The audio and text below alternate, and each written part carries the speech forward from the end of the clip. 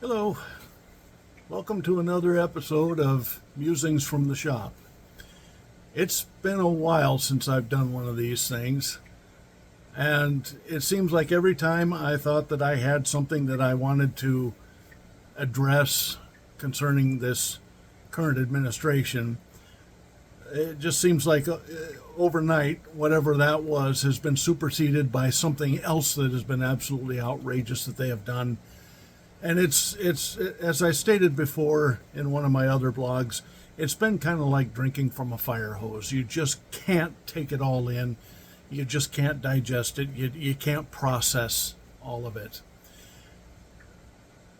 And I have been doing a lot of thinking lately about just what got us here to where we are today. And the subject I'm going to talk about is a very difficult one, because, and it's probably going to piss off a lot of people. I'm going to have to kind of bare my soul a little bit, because I know that that whenever you point the finger, you usually have three more that are pointing right back at you. So what got us here? Why, I keep asking myself, why in the world would somebody who lives in the South or in the Midwest, who works with their hands for a living, who tills the soil or works in manufacturing or what have you, what connection would that person possibly have or possibly feel with a guy who claims to be a billionaire, lived in New York City, and sat on a gold-plated toilet to take a dump? Why would they feel that they have something in common with a man like that? And the only thing that I can think of is that he hates who they hate. And I'm going to talk about racism. Like I say, when you point the finger, you've got three more pointing back at you. I was raised pretty much in a racist environment. No, we weren't going out and wearing hoods and robes and burning crosses in people's yards. But I was taught from a very early age that people with brown and black skin were different, that they weren't as smart as we are, that they were more likely to commit crime, they're more likely to steal from you if given a chance, they couldn't be trusted. I grew up with these thoughts from a very, very early age. And there's a word that I have grown to despise. I hate this word, but I'm going to have to use it. It was a word that was used fairly casually in my family. It was one of those words that I could say without getting my face slapped or my mouth washed out with soap, unlike the George Carlin 7 words you can't say on television. And that word has come to be known as the N-word. And I'll give you an example. In my family, me personally, I was probably in my late teens, or maybe even into my early 20s before I knew the correct name of a Brazil nut. Because in my family, my aunts, my uncles, even my grandparents and parents all referred to them, or to a Brazil nut, as a nigger toe. For the first 13 years of my life, I lived in a rural part of upstate New York. The area was mostly agricultural and predominantly white. I think in my entire school system, there were maybe only two, maybe three black families. Everything else, the rest were all white. And I remember, now I'm a child of the 60s and the 70s, okay? I remember one year when I was in the fifth grade, this would probably be around 1970, 71, somewhere around there. Our class took a field trip to Syracuse, which was about a 2 hour drive away. And we went to the zoo, but we also went to this art museum. Now, this was in the spring of the year. We're getting close to the end of the school year, and it was on a Friday. And as we walked into this art museum,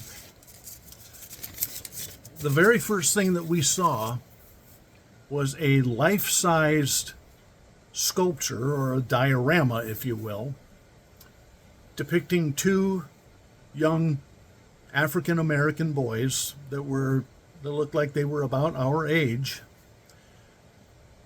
and they were kicking a soccer ball. And they were also doing it in the nude. And let's just say everything was anatomically correct. Well, you can imagine the reaction that this got from a bunch of fifth graders. We all kind of pointed and snickered and looked and ha ha. And then we went on throughout the rest of the museum tour, which, as I recall, the museum building was at least 2, maybe 3 levels. And these levels were connected by a long, winding staircase that went up from the lobby. Well, after we finished our tour, as we were coming back down to the lobby, I opened up my big, fat, 5th grade ignorant mouth, and I said, "Oh, great. We got to go by the naked niggers again." And my 5th grade teacher, I don't know whatever became of her, but if she ever happens to hear this, thank you. She yarded me out of that line, and she proceeded to give me a well-deserved tongue lashing and told me just how hateful what I had said was, how prejudiced that it was. Of course, me being who I am, sometimes it takes a while for things to get through this concrete dome of mine. I was at the time probably more embarrassed about being chewed out in front of my friends than anything else. But after we left the museum and we went back to our school and then on to home, for the weekend, we came back the following Monday. And we went through our normal classroom routine in the morning. And then after lunch and recess were over, we came in to one of the most glorious sights that you could see when you're in the 5th grade in school. And that was a 16 millimeter Bell and Howell movie projector that was all set up, ready to go. Now, back in those days, folks, we didn't have DVDs or even VCRs or anything like that. All the motion movie media was done on a 16 millimeter movie projector. The other option was a film strip, which was I think about a 35 millimeter that you had to flick it by hand. You had to advance the frames by hand in coordination with cues that were given you on a pre-recorded tape or record. But this was a movie, and great. We came in, hey, this is great. We get to just watch a movie now. We don't have to really do any work.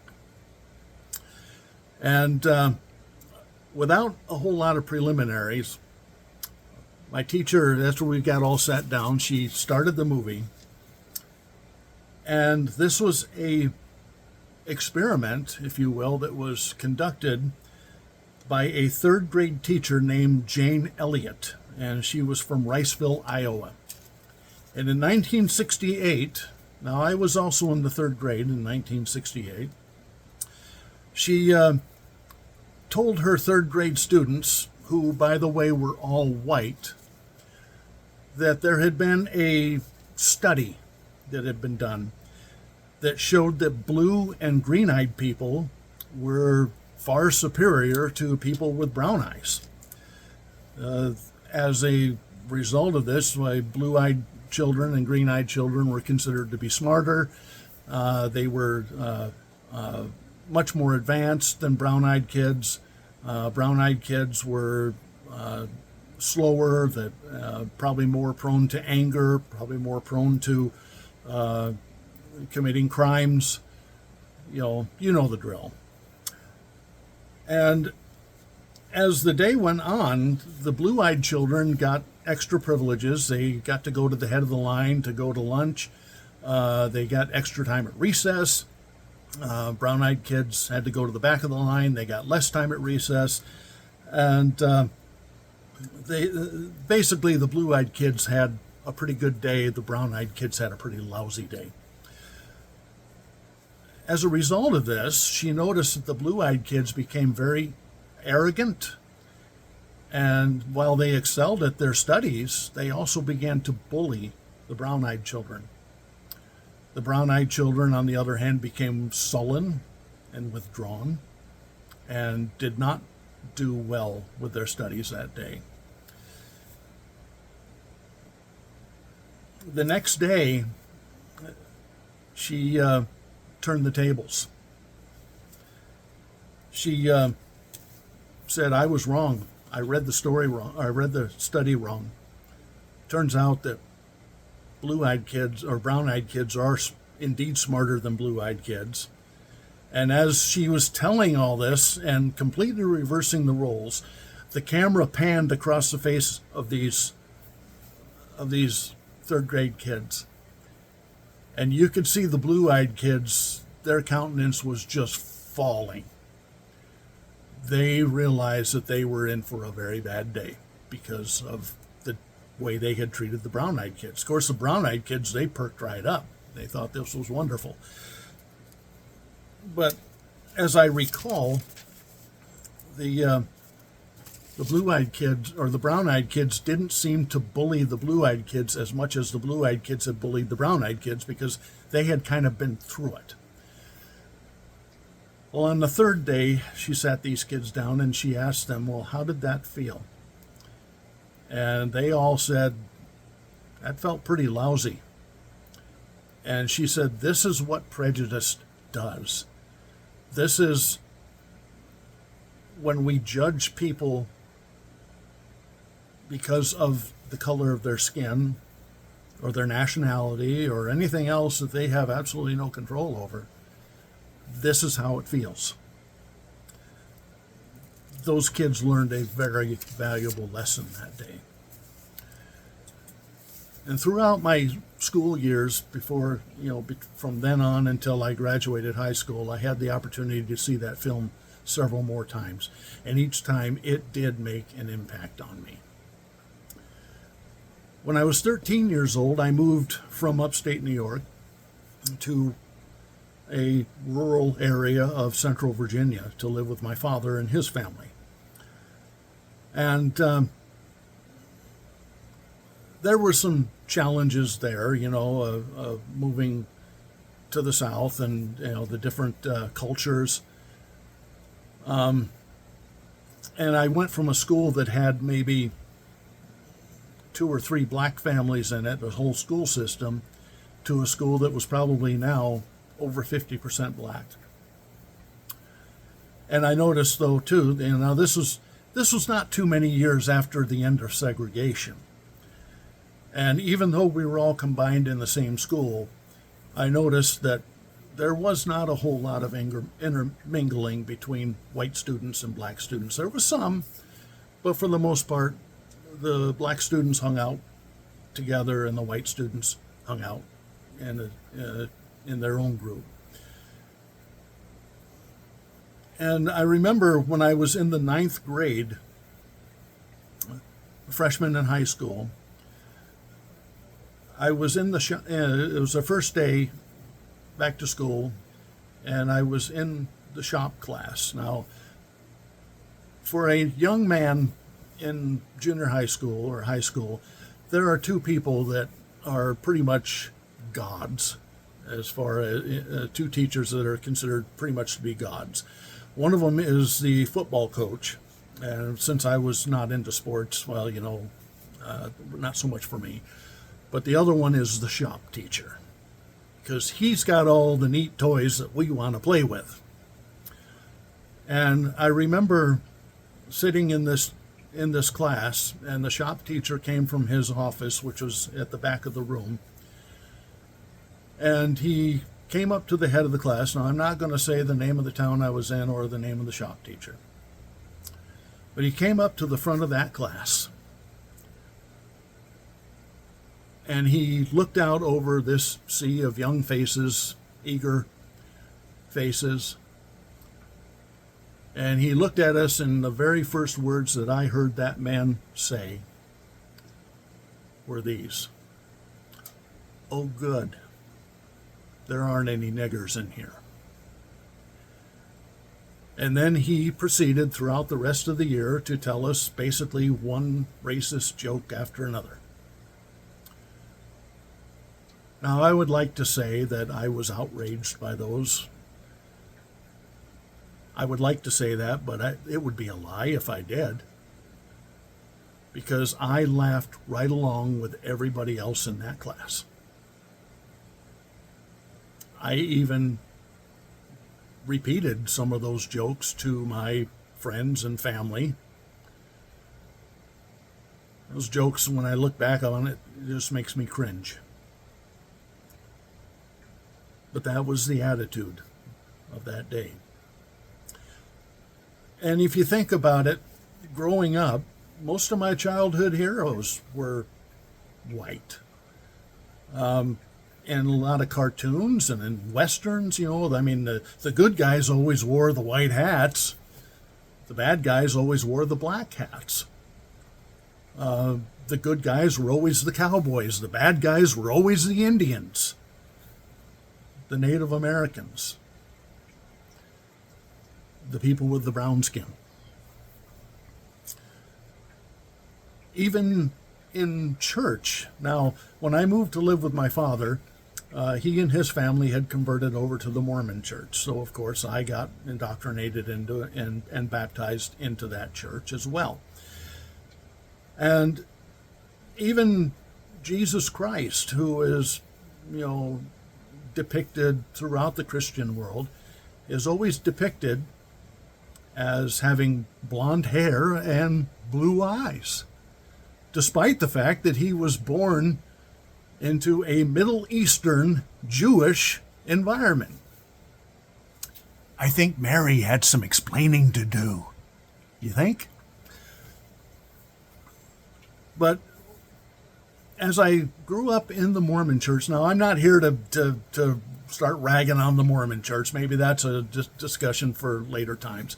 But this was during the time that the Mormon church was not allowing black people to hold the priesthood. They could join the church. They could join and they could pay tithing like everybody else, but they could not hold the priesthood. Therefore, they could not hold any offices of leadership in the church. Their participation was limited at best. Now, and in the Book of Mormon, which is, according to the Mormons, a scriptural history, if you will, of the people on the American continent, there were two factions in there. There were the Nephites and the Lamanites. And the Nephites were light-skinned. They were the good guys. They were the ones who obeyed God's commands and did all the right things and did what God wanted them to do. The Lamanites, on the other hand, were the ones who rebelled against God, worshipped idols, did everything that pissed God off. So as a result of that, God cursed them with dark skin. Again, good guys were the light skin, bad guys were the dark skin. And that's what I was taught. I remember in 1978, the Mormon Church reversed its policy regarding black people. The Mormon prophet at the time, his name was Spencer W. Kimball, claimed that he had gone into the temple and God told him, well, I changed my mind. Go ahead and give the black people the priesthood. Of course, this had absolutely nothing to do with the fact that the federal government was getting ready to take away the tax-exempt status of the Mormon Church on the basis of racial discrimination. Oh, no. That had nothing to do with it at all. God just simply changed his mind. Well, in the congregation that I attended, there was one young man who was my age, who was African American, and he was ordained into what is called the Aaronic priesthood, which was basically the kids' priesthood. Kids from the age of 12 on up to 18 were ordained into this priesthood, and there were 3 different levels of that. And I was in the level of a priest, which is the highest level of the Aaronic priesthood. And so this young man was ordained as a priest because he was my age. And our job was basically to, during the bread and water portion of the service, which we referred to as the sacrament, our job was to take the bread and break it up into small pieces so that it could be distributed to the congregation. And then we had to say a blessing over the bread and then a blessing over the water. And I noticed that as we stood up, and while we were doing this, by the way, the congregation was singing a hymn. And I noticed that during this hymn, while we stood up and started to break the bread, several members of the congregation got up and left the chapel and went out into the lobby. And they did this repeatedly, on more than one occasion, every time that this young man was up there helping with the sacrament. And again, these were people that I had grown up with, people that I had looked up to, that I respected. And yet I was shocked, if you will, that they would rather leave the service rather than run the risk of eating a piece of bread that had been broken by black hands.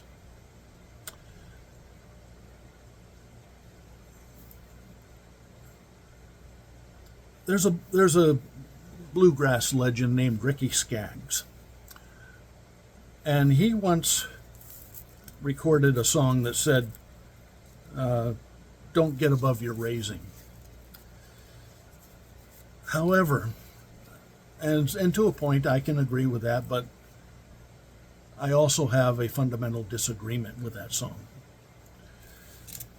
Because when it comes to the antiquated and downright wrong lessons that we have been taught by people whom we love and respect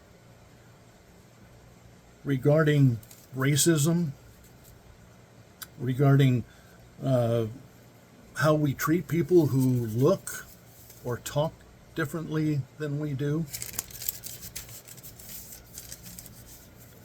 we need to rise above our raising. Just because our parents and our grandparents may have had racist tendencies does not make it right, and it does not excuse us for having those tendencies.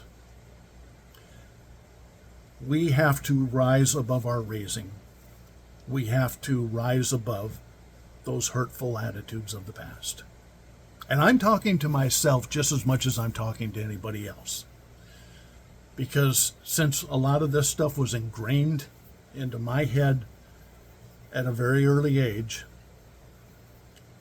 sometimes I find those old prejudices and those old thoughts creeping back into my consciousness. And I have to continually remind myself that I am no better than anybody else. And my white skin certainly does not make me a better man.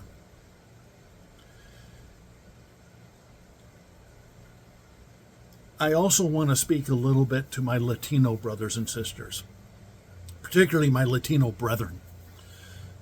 47% of Latino men voted for Donald Trump in the last presidential election, despite the fact that he has shown nothing but disdain for Latinos. And I have to ask, how's that working out for you guys now? Really, how is that working out for you? And it was explained to me by a Latino commentator on one of the talking heads that I listened to. When he was asked why so many voted for Trump, he said that in their culture, women belong in the kitchen rather than in the White House, and they just could not vote for a woman president. I want to say to you folks that misogyny and racism are just two heads of the same monster. Think about that. Misogyny and racism are basically one and the same. The only difference is the target. One targets women, the other one targets people with different skin colors. If this country is ever going to heal itself from the scourge of this administration, we must cleanse our collective soul of the evils of racism and misogyny. To do this takes a lot of courage, and it takes a lot of self-examination and self-reflection, and that is not easy. I know for a fact that looking upon our inward selves is very often a painful process, because we find things that we don't really want to see, but we have to deal with them. We must have the courage to rise above our raising. If we fail to do so, then folks, just like Nazi Germany, the stench of Trumpism will be upon this country for generations yet to come.